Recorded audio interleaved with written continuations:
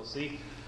Definitely appreciate the interest that's taken place in the ketogenic industry in general.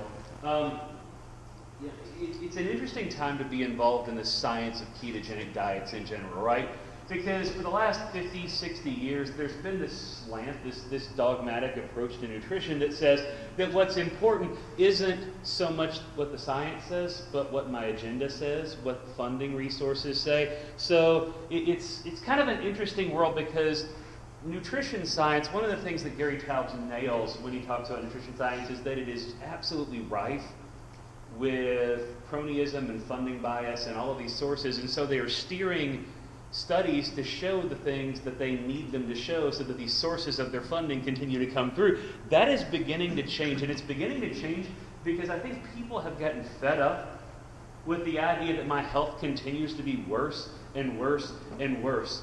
You know, we continue to see a greater incidence of obesity in children and adults. We continue to see all sorts of problems with health, you know, and they're all metabolically driven problems that exist. And yet, here's the challenge. Is it really as simple as carbohydrate? That's the challenge, because it flies in the face of 50 and 60 years of dogma that has ratios and calculations and all of this nuance and all of these details, and if you're not doing it, it's because you didn't do a good enough job, or you didn't have enough dedication, or you didn't have enough willpower, or you know, maybe you're poor and you can't afford the foods that's, you know, so that's your fault because now you need to rely on who? Government to help you out. And I'm not a conspiracy theorist, but there are times when it becomes very, very difficult for me not to go, this seems really wrong, right? So, you know, it's such a fun time to be involved because we start to see studies, some of the stuff that's coming out of me hitting a button. I don't know what I just did, but it went red. I'm pretty sure I broke it. We'll see. I bought it yesterday. I broke it today. That's about my record with technology. But it's such an exciting time because for the first time in a very, very long time, science is being done for the sake of science. And what's really happening and what's really amazing is that it seems like the evidence is vindicating all of us who for years have been eating this way and going, you know, while you shove your mouth with ribeye steak and say, I don't care what you have to say, I don't care what the evidence says, the evidence is flawed. Apparently it kind of was. So it is a lot of exciting studies, a lot of exciting research, a lot of exciting companies that are involved in trying to push the envelope of what we can do in a ketogenic environment. You know, they told us, well, you know, you can't run because you need exogenous carbohydrates. You need the carb loads, the goos, the gels in order to do long distance races. You have to have those, otherwise you can't compete at a high level. And then people did. And then they went, well, yeah, that's great, but your glycogen stores don't get restored quite like they do in a carbohydrate-fueled environment. So you couldn't possibly put on muscle without carbohydrates in your diet or substantial carbohydrates in your diet. But guess what? He's pretty big. You're pretty big. Dom's a pretty big dude. We can look across the spectrum and see, you know what? If you're willing to put in the effort and energy, the body is an amazing, amazing engine that is capable of running sort of like the car from Back to the Future 2. It was designed to run on plutonium, but by the time Doc Brown got back, it ran on garbage. You know, our body is amazingly capable of doing all sorts of things that we are just now beginning to figure out from a science. So, I'm moving really quickly because, of course, we're a little bit behind and I want to try and catch us back up. But I am really excited to share with you sort of a discussion of ketogenic diets for weight loss or for fat loss, if we can be a little more specific. The interesting thing here is I cannot help but address first, what is a ketogenic diet? And I think that's the biggest challenge that we sometimes face, right? We look at this idea of me being technologically incompetent. You know, it's scary. I work in technology. I don't know what I'm doing. We take a look at ketogenic diets in general, and they kind of break down into really 5 different facets that we're going to talk about, right? I expect that Luis and Jeremy will speak more along the discussion points of the ketogenic diet for life. That is, what are your goals? What are your expectations of yourself? Are you going to run an ultra? Are you going to compete in an Ironman triathlon? Are you a 5K runner? Are you a power lifter? Are you a weekend warrior? Do you just want to be able to bend over and pick up your kids and, wrestle with them in a field? Do you want to, to become a better employee because you're not falling asleep at your desk every time that you wrap up a late lunch, something carb heavy from the bagel shop down the street in the morning or whatever? You've got to establish what your goals are, and your goals determine how the ketogenic diet bends to your will. In your current context drives how you manipulate or how you thrive in a ketogenic diet. So I really boiled this down, like I said, to 5 talking points. So the first, the ketogenic diet in general, the question is, what is a ketogenic diet, right? I mean, that's a common sense question, but it's sometimes, I think, a little misstated. Sometimes we'll hear, well, a ketogenic diet is any diet that has 75% or greater of your calories from fat.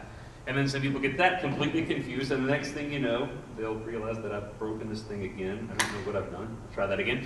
That they realize that, people are still ketogenic, and they're eating as low as 40 or 50 or 60% of their calories from protein. Well, how can they be ketogenic if that's the case, right?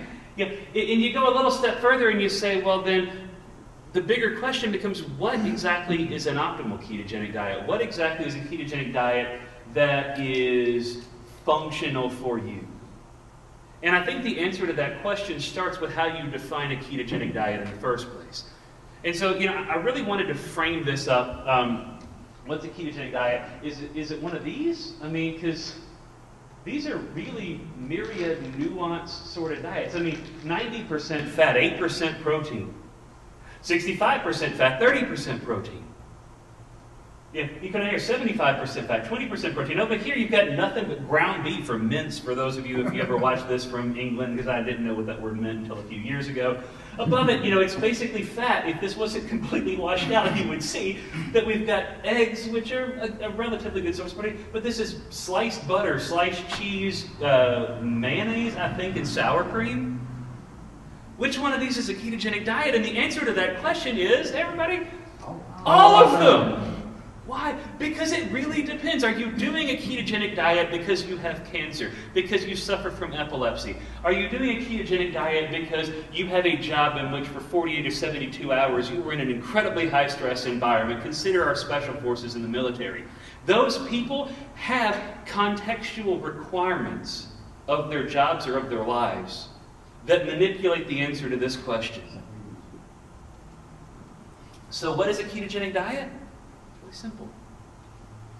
The ketogenic diet's one in which a diet is sufficiently low in carbohydrate to cause the body to produce ketones, full stop. And we want to start putting labels or wrappers around it, then what you've done is you have, and forgive me, I love to study scripture, so you have to apologize, you have inserted eisegesis into exegesis. What you have done is taken the letter of the law definition of the word. It is very much the Bill Clinton, that depends on what the definition of the word, You have taken something that is very black and white, very simple to define. It's right there. The ketogenic diet is one in which the diet is sufficiently low in carbohydrate to cause the body to produce ketones. And we've complicated it by inserting contextually appropriate opinions in there. For somebody that is the size of Luis Villaseñor, guess what? Let's be realistic. Protein requirement is not that high, but he has a large frame of muscle mass. Guess what? He's probably going to be able to handle substantially more carbohydrate and substantially more protein than somebody who, weighs 85 pounds soaking wet, who's, loading up on calories. Here's the problem. Guess what?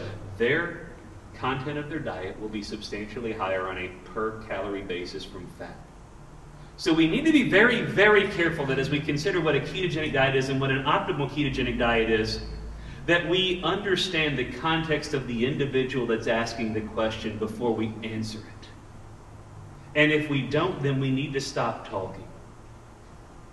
So a ketogenic diet is one in which a diet is sufficiently low in carbohydrate to cause the body to produce ketones. Period.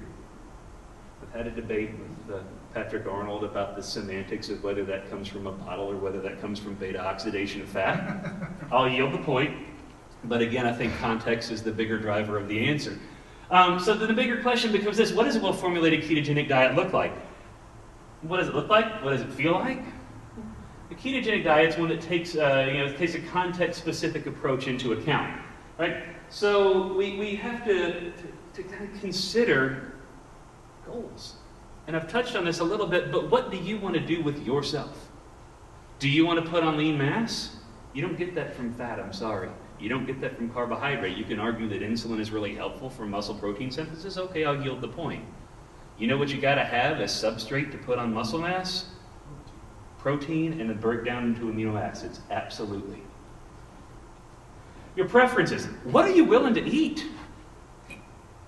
If you're a guy who's going to sit down and eat 15 eggs a day for the rest of your life and you're content to do that, you probably will be okay.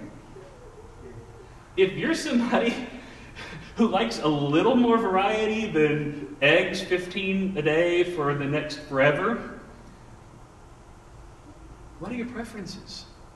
Does your stomach tolerate protein loads approaching 25 to 30% of your calories per day? What about your fat content? If we ratchet up to 90% for therapeutic purposes, which is something that we touched on one of the pyramids that I showed earlier, if we're talking about 90% fat, which is very, very useful to try and drive ketones as high as they possibly can be for people who are dealing with some awful disorders and diseases, then the answer to that question is, it's less about how my tummy feels and more about what my tumor is doing. I mean, that's the reality. All of this is driven by your context. All this is driven by our preferences, because I'm pretty sure that nobody who's going through those sits around and says, you know what? My tummy gets a little bit upset when I get above 80% fat in my diet. But when I weigh it on a scale of whether I'd like to have another epileptic seizure, whether I'd like to, let this tumor linger around a little long and just see if it becomes metastatic, the answer to the question is probably going to be pass the butter. What's your carb tolerance, right? How tolerant are you of the carbohydrates that go into your body? For somebody like me who started at over 500 pounds, the answer to that question is not very much. So you start to look at the broader scheme of things and you start to say, okay, then what are, getting back to the point of goals and preferences, what are you doing today that you weren't doing when you were trying to lose weight at the very onset? When you said, I want to do something different with my life so that I'm not dead at 40. What is the thing that you're willing to do now so that this function, and if I knew how to use the laser pointer, I would use it, this carbohydrate tolerance becomes less a factor because we do smart things with carbohydrates, right? We time them around exercise. It's the whole approach from a targeted ketogenic diet, right? We step back and we ask the question, are all calories the same? The obvious answer is absolutely not. But the bigger question then gets into the question of, or the answer to this question, are all carbohydrates the same? And I think we'll find that's kind of interesting. The answer to that is not really. What's your current body composition?